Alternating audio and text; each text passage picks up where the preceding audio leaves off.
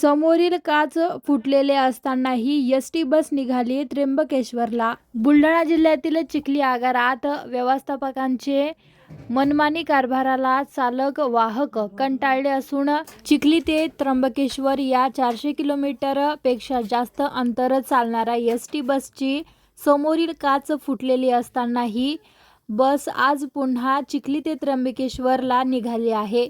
बसमधील एका प्रवाशाने हा व्हिडिओ काढला असून सकाळी चिखली ते त्र्यंबकेश्वर ही बस क्रमांक MH2820 GC 2906 चिखली आगारातून त्र्यंबकेश्वर जाण्यासाठी निघाली आहे।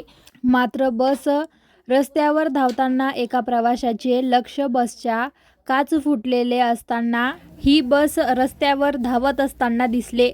चालकाला विचारले असता चालकाने ही काच मागील 4 ते 5 महिन्यांपूर्वी फुटलेली असून तशीच बस रस्त्यावर धावत आहे। आता यावर परिवहन मंत्र्यांनीच लक्ष देण्याची गरज आहे।